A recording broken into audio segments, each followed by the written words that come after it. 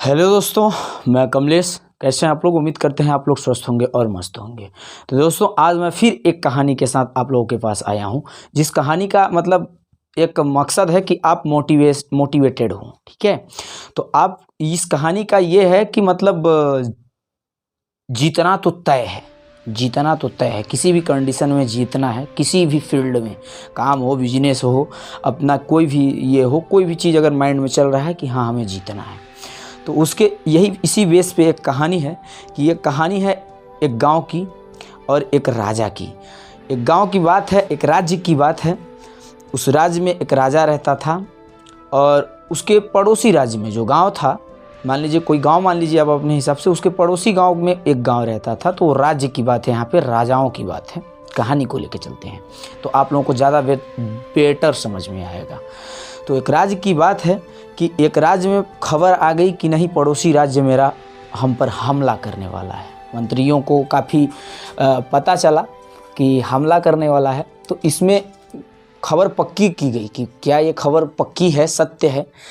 उस हिसाब से भाई उस पर कुछ सोच विचार किया जाएगा। तो खबर जब पक्का करने के बाद पता चला कि नहीं, खबर तो सत्य है। 3 दिन के बाद हमारा पड़ोसी राज्य हम पे हमला करेगा। मंत्रियों को पता चल गया। ये बात जब राजा को पता चली तो राजा चिंतित हो उठे। जब राजा चिंतित हो उठे तो उन्होंने तुरंत अपनी सभा लगाई।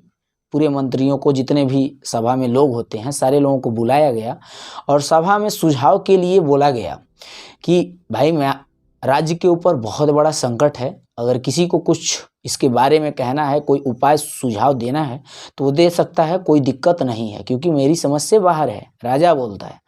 तो उसी में से एक मंत्री बोलता है कि महाराज, क्या हम एक उपाय मेरे दिमाग में चल रहा है, क्या मैं उसे बोलूं? तो बोला हाँ बेशक बोलो। राजा बोलता है हाँ बेशक बोलो। तो मंत्री बोलता है कि महाराज, क्यों ना, वो 3 दिन बाद हमला हम पर करने वाला है, अगला वो पड़ोसी राज्य, तो हम लोग आज ही क्यों ना कर दें हमला उसके ऊपर। तो बोले कि यार, मेरी सेना इतनी छोटी है, उसकी इतनी विशाल सेना है, भव्य सेना है पड़ोसी राज्य की, कैसे जीत पाओगे? तो बोला महाराज, मंत्री बोलता है महाराज, मरना तो वैसे भी है, 3 दिन बाद वो हमें मार ही देगा, तो क्यों ना हम लोग आज ही मरें। जब मेरे पास कोई ऑप्शन नहीं है तो क्या करें? इससे क्या होगी कि हमारी जीतने की संभावना अधिक होगी। राजा बोला कैसे? तो मंत्री बोलता है क्योंकि पड़ोसी राज्य का जो सेना है अभी युद्ध के लिए तैयार नहीं है। वो तो 3 दिन बाद अभी करेगा। 3 दिन बाद जब करेगा तो 3 दिन अभी युद्ध के लिए वो तैयार नहीं है। तब तक हम जाके उस पर हमला कर देंगे तो हमारी जीतने की संभावना अधिक रहेगी। जीतेंगे तो जीतेंगे, अन्यथा हमें आज नहीं कल मरना तय है, क्योंकि हम हार जाएंगे तो जाहिर सी बात है कि मर जाएंगे। तो राजा को ये सुझाव थोड़ा सा अच्छी लगी। तो राजा अपने पूरे सभा को बोलता है, अपने पूरे सेनाओं को बोलता है युद्ध की तैयारी की जाए और चला जाए पड़ोसी राज्य पे हमला करने। वहाँ से जब वो लोग युद्ध की तैयारी करके निकलते हैं तो उस राज्य में जाने के लिए, जिस राज्य में युद्ध करना होता है, उस राज्य में जाने के लिए, उसे पार करने के लिए एक पुल को क्रॉस करना होता है। पुल, ब्रिज, उसको क्रॉस करना होता है। इसके बाद पड़ोसी राज्य में प्रवेश कर जाते हैं। जब पूरी सेनाओं के साथ राजा पुल में जाते हैं, पुल को पार कर जाते हैं, तो बोलते हैं कि इस पुल में आग लगा दिया जाए, इस पुल को तोड़ दिया जाए। तो उसी में से एक मंत्री बोलता है कि महाराज क्यों? बोले अब हम लोगों को वापस नहीं जाना है। राजा बोलते हैं अब हम लोगों को वापस नहीं जाना है।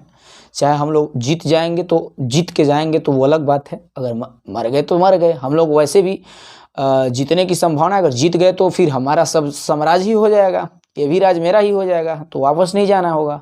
और अगर मर गए तो फिर मर गए, हार गए तो फिर मर गए। समझ रहे हैं? तो ये चीज़ करने के बाद उस पुल को जला दिया गया और युद्ध करने के बाद उस राज्य पे कब्जा इन्होंने कर लिया। जिसकी छोटी सी सेना थी उसने राज्य पे कब्जा कर लिया, उन लोगों को हरा दिया गया। जिसकी बड़ी सेना थी, बड़े राज्य वाले को, बड़े सेना वाले राज्य को हरा दिया गया।